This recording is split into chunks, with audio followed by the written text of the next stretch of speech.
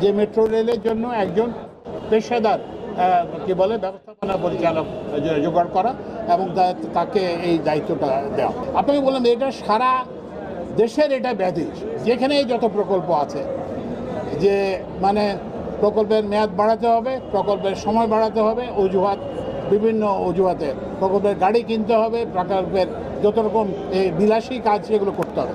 তো এগুলো আমরা এখন থেকে নতুন কোনো গাড়ি প্রকল্পের আওতায় কোনো গাড়ি কিনতে দিচ্ছি না।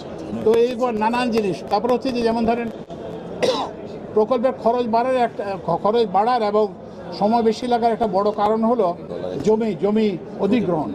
আরেকজনের জমি আপনি নিয়ে নিলেন, তার বসত ভিটা নিয়ে গেলেন, কিংবা তার একটা চাষের জমি নিয়ে নিলেন, তার তো সে তো ক্ষতিগ্রস্ত হয়। সে হয়তো আপাতত বুঝতে পারে না যে একটা কম্পেনসেশন পাচ্ছে, কিন্তু যে তার সারা জীবনের আয় আপনি কেড়ে নিলেন।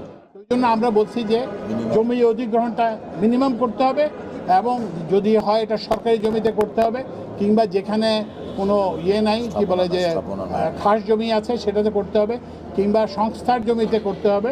তো আমরা বিভিন্ন ব্যবস্থা নিচ্ছি যাতে করে এই যে প্রকল্পের ব্যয় যাতে না বাড়ে এবং প্রকল্পের বাস্তবায়নের সময় যাতে না বেড়ে বরঞ্চ কমে। এবং মেট্রো রেল দিয়ে আমরা সেই একটা পাইলট স্কিম করেছি, আমরা এটা একটা উদাহরণ হিসেবে আমরা ব্যবহার করি।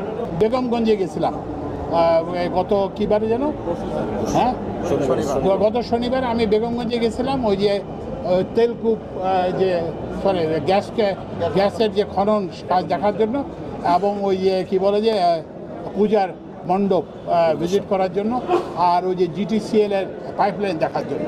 তো আমি সেই আপনি যে বর্ণনা দিলেন সেই বর্ণনা, আমি সাইনবোর্ড থেকে আমার এই যে এখান থেকে গুলিস্তানে বের হতে আমার 3 ঘন্টা 2-3 ঘন্টার মতো সময় লাগছে।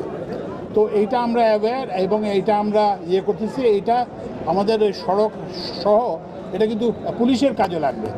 সবচেয়ে দুঃখের ব্যাপার হলো আমি যখন ওই যে 0 পয়েন্টে আসলাম, GPOর সামনে আসলাম, তখন ওখানে কোনো পুলিশ নাই, ট্রাফিক পুলিশ নাই। তো ওই জন্য আমরা ট্রাফিক পুলিশ ব্যবস্থা জোরদার করব। এবং এই যে সড়কের যারা এখন একটা সমস্যা হচ্ছে যে সব সড়ক কিন্তু আমাদের না, আওতায় না। কারণ সড়ক মন্ত্রণালয় শুধু মহাসড়কগুলো করে, কিন্তু ঢাকা শহরের বেশিরভাগ সড়ক কিন্তু ঢাকা সিটি কর্পোরেশন। তো আমি এই জন্য সিটি কর্পোরেশনের সঙ্গে বসবো, এবং যাতে ওই যে বাস থামার একটা জায়গা সৃষ্টি করা যায় কিনা। এখন তো হচ্ছে যেখানে সেখানে গাড়ি থামায়, এখন থেকে প্যাসেঞ্জার নেয়।